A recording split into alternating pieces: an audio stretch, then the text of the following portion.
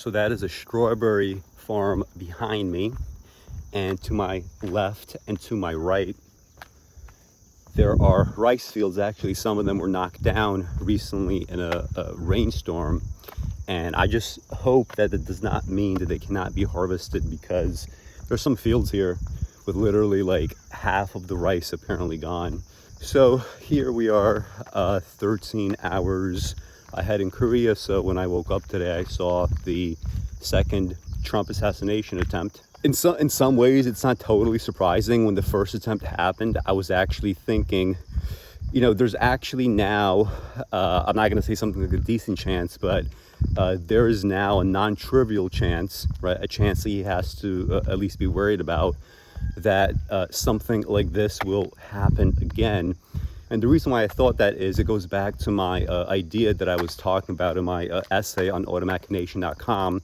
If you guys have been following this site, you know that I recently put up an essay about a week and a half ago on the limits of Kamala Harris's campaign, why there is a decent chance for Trump to win. I put the odds something like 55-45 in Trump's favor.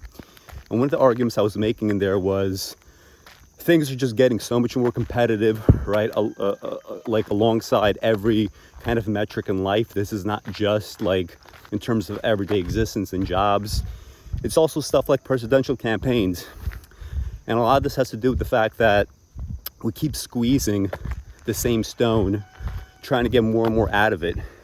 We keep taking more resources that are giving us less and less.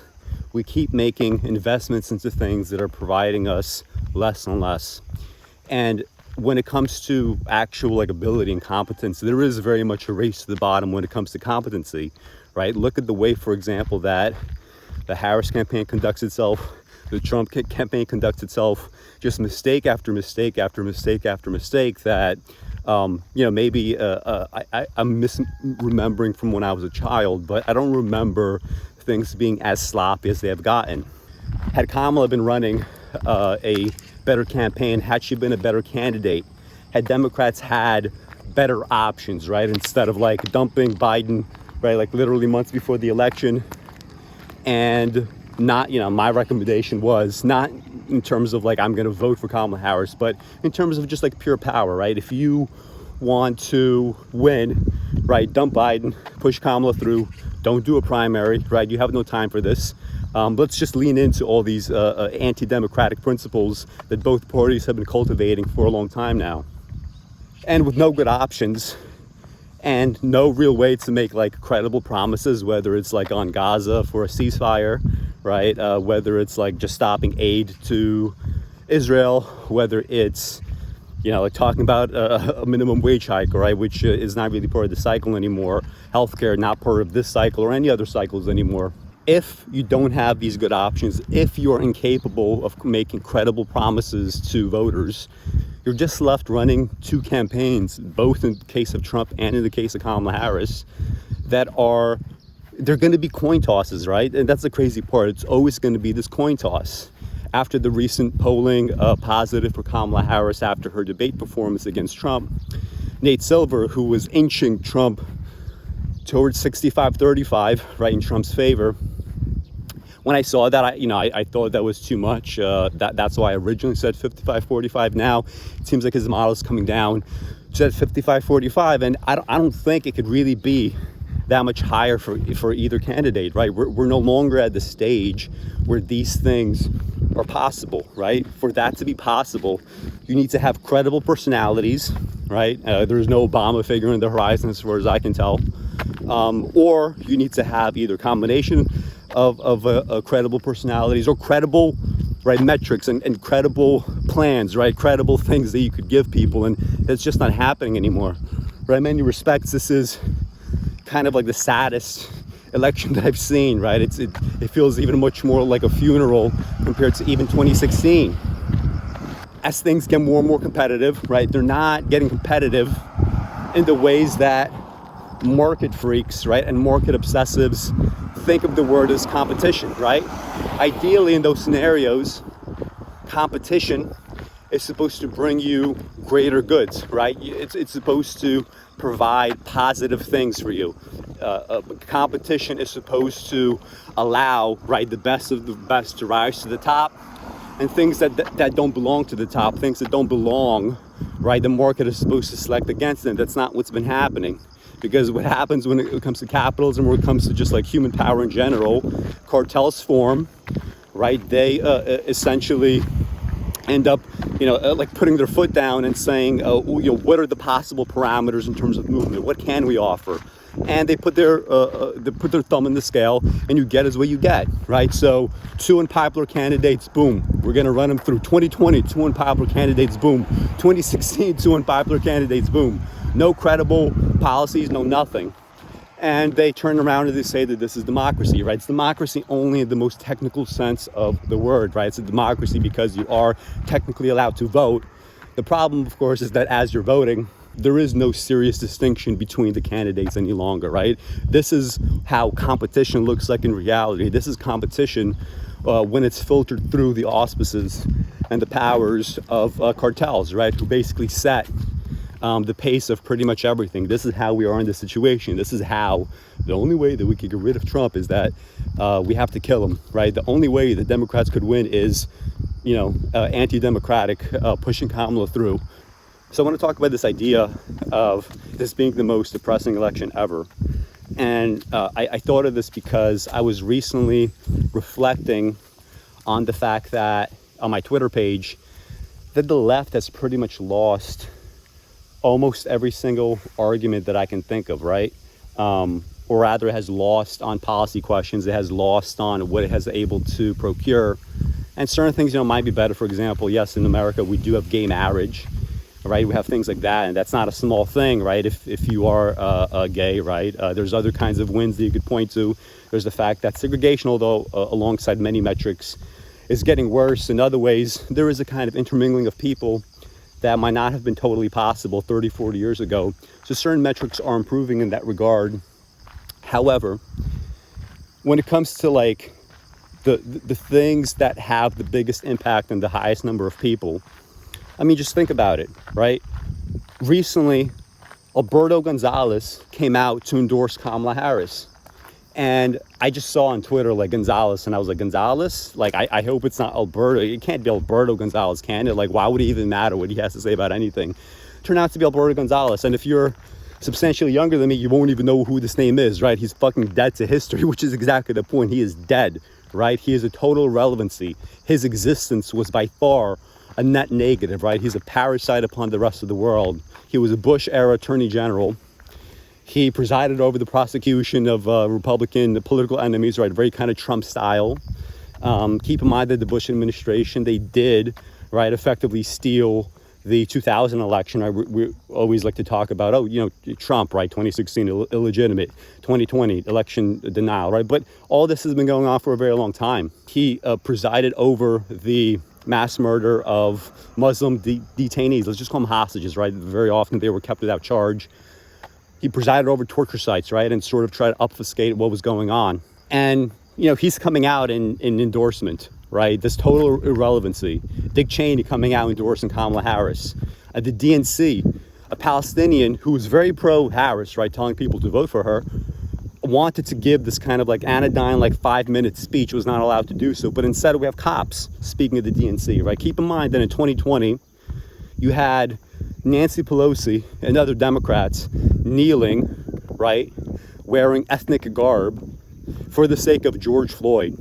As soon as Biden comes into office, you immediately start seeing very disturbing trends in the amounts of military equipment that's getting transferred to police departments all over the country, right, at levels and rates that is just far exceeding Trump. You have all this speech, right, about all this rhetoric about the lethality of our army.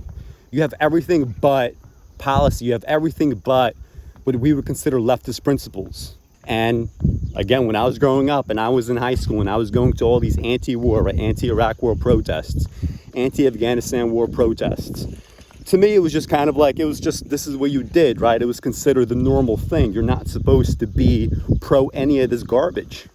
Why would the thoughts of totally discredited people who belong either in prison or executed, why would it matter?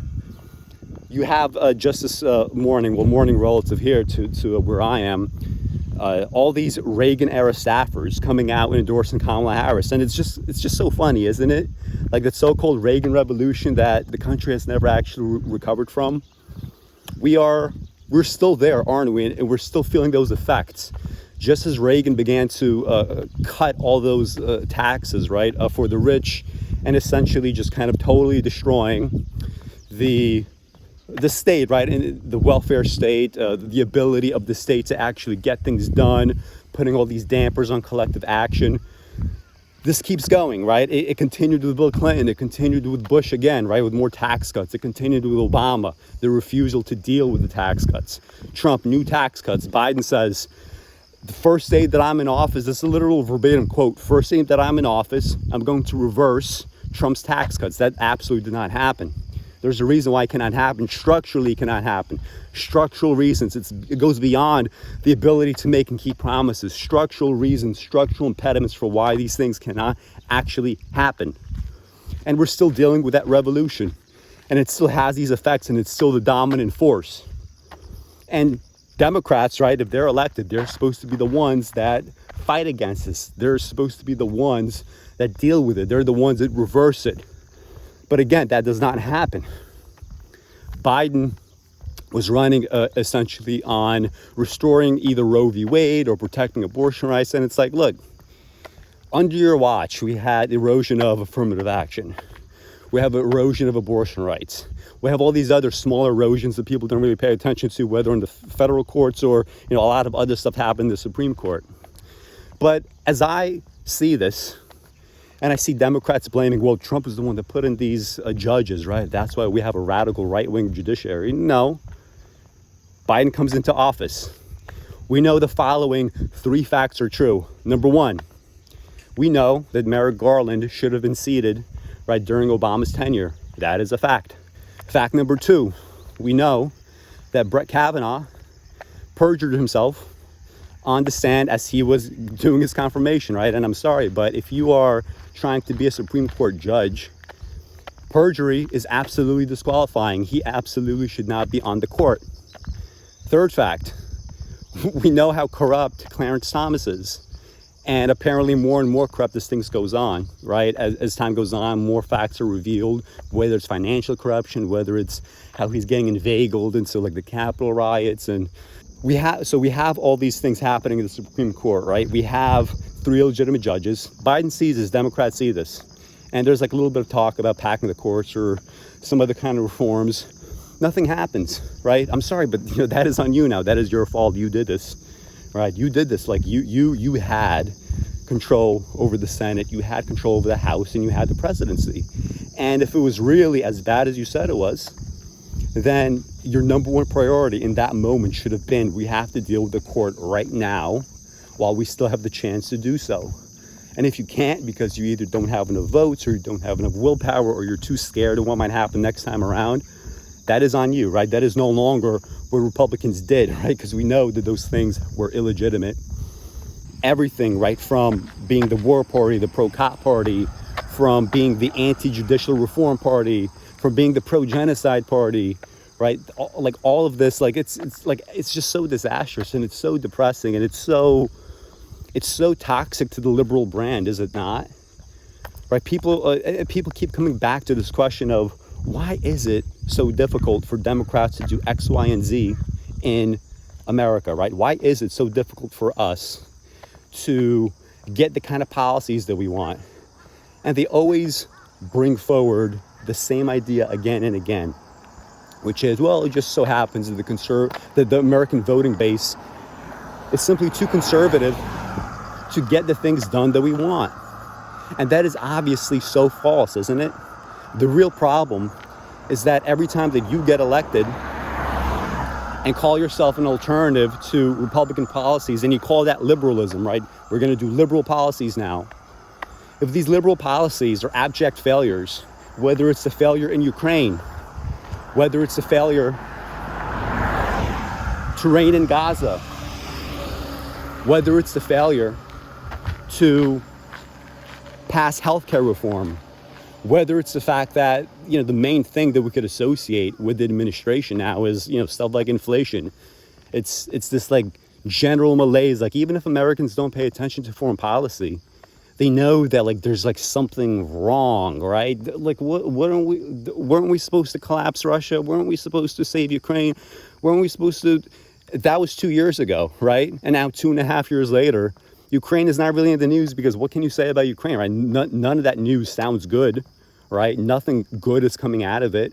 Every once in a while, you have some sort of fanciful excursion, or you have some sort of, essentially PR stunt.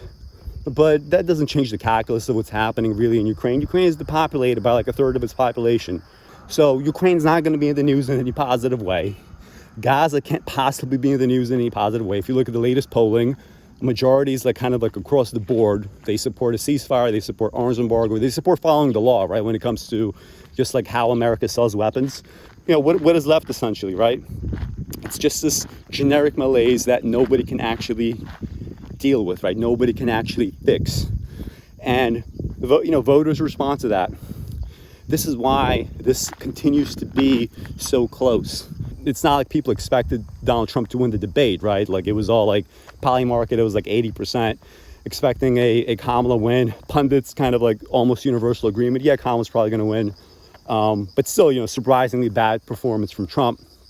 And here we are, right? So the polls start to tighten, and then something else happens. There's another assassination attempt, right? And not that the debate, I think, would have even mattered all that much. Like, that stuff would have eroded anyway. I remember, like, my primary argument in terms of going forward is not only there's like a credible, lack of a platform, or rather lack of a credible platform. There's also the fact that we don't know what Democrats stand for, and we know exactly what Republicans stand for. Right, so many Democrats that I knew that ostensibly were like pro-BLM protests, right, in 2020, pro-George Floyd protests, anti-war, like all this stuff, like pro-healthcare, pro-COVID policies that are, helping to deal with whether it's like mitigating death, or whether at this point, right, we have to be mitigating disabilities. Death is still there, right? Let's not discount that. But right now, the biggest thing going forward is people having multiple COVID infections and developing long COVID and other problems that really are just like shaving off not only quality of life, but like literally years off their lives. People that were like really pro all these things, and come 2024, they don't even want to talk about it, right? It's like the bottom line is, let's get Kamala elected. And it doesn't matter what you get or don't get. What you get is what you get. That is kind of alarming, isn't it? Like, you would expect that the so-called educated class, right, the so-called upper middle class that has all these like liberal notions. The idea of liberal theory is that this is like the way to construct good citizens, but instead it's just easy to hijack their brains, right? It's easy to polarize. It's easy to get people on board with stuff that they either don't really want, or they haven't really thought it through all that much. So we don't know what Democrats stand for, and we know exactly what Republicans stand for, right? That's one axis here. The other dimension, of course, is the fact that when you think about where the economy has been going, right, there was a reason why in 2022 I did not believe there was going to be a red wave. And that's because, as bad as things were, we're still stuck in this scenario of, the rate hikes are, they're net income transfers, right? They're not going to wreck the economy, as was like the universal projection at the time. They just aren't, right? We have sufficient deficit spending. Some of that was still left over from COVID era, which was like very high spending. And now we have net income transfers very often to people on fixed income, right? People that have fixed income assets, people that are on bonds. They're suddenly like they're getting 5-6% returns on their portfolios. But that also, like, that's the thing, like, it's a stimulus, but it's a very regressive stimulus. And it being a regressive stimulus over time, people are getting priced out of housing now. Food is still high, right? I'm seeing all these metrics of inflation go down, but when I think about what I was paying in the supermarket, right, years ago versus now, it's very obvious that things are still pretty elevated. And there's like inflation in other ways that, are just kind of like, it could be something as small as like the gaming cartels coming together and saying, we're going to like overnight jack up the price of video games because it's been so long. But it's a kind of price setting. Every single week that passes, things are ever so slightly worse and worse for the economy and for the average worker. And it's not like one of those things where, like people are talking about like, oh, we're going to have a debt cycle and debt crash. We're going to bankrupt the country. Like there's not this kind of looming threat. It's just this very slow, we're getting less and less per dollar of investment. We have to spend more and more, back to my show on the limits of growth. We have to spend more and more to get out of bad situations, if we are even spending at all, right? That's the other thing. Like, it's not as if automatically we're going to kick into gear and be in the situation where like everybody's spending exactly what needs to be spent on social welfare. That's not what I mean. Since maybe late 2023, week after week, like a slight contraction, right? Every week, the vibes are a little worse. Every week, someone is getting laid off. And the only thing I could see that is a positive in this direction might be the fact that with rate cuts coming up in the next few days, might be, as high as a 50 basis points. And if that happens, you'll probably have, a month or two and possibly longer of some sort of blow off top in the markets. And this didn't really seem to matter all that much in 2022 when it went in the opposite direction. But that's because surplus savings, right, related to COVID, they still existed, right? And these are savings that we can measure in cash. Now, savings are better measured in just like assets such as stocks, right? Or such as like if you own a home, for example. As the stock market rises, even if you have not the cash savings that you used to have, you still now have asset savings, and the assets are inflating. And if you own assets, that looks good for you. That could be, a positive, right? Getting Kamala Harris over the finish line. But I don't know, it's just like you're now dealing with a situation where it's a campaign that is totally at the mercy of timing, right? I said before that randomness doesn't exist, but randomness exists in this regard. Now, everything around you, whether it's campaigns or whatever, so much is now so dependent upon timing. It's so dependent upon things that are outside of your control. There's like this, back to the idea of auto machination, right? There's this idea that things are just kind of, once the ball gets rolling, it keeps going, right? It has so much inertia to start with that once you can get past that inertia and just get that ball going down that hill, it's going to crash through everything, right? It's going to destroy houses. It's going to, it's going to crash through cars. It's going to run over people. And the ball is going, and there's it's just a matter of luck, right? Did you see it coming in time? Are your reflexes fast enough? Did you get out in time? And it's a sad state of affairs, but this is where we are. And this is why the election is so close, right? You have a campaign that is totally at the mercy of timing, when obviously Trump should not be competitive even a little bit, right? His administration was a disaster.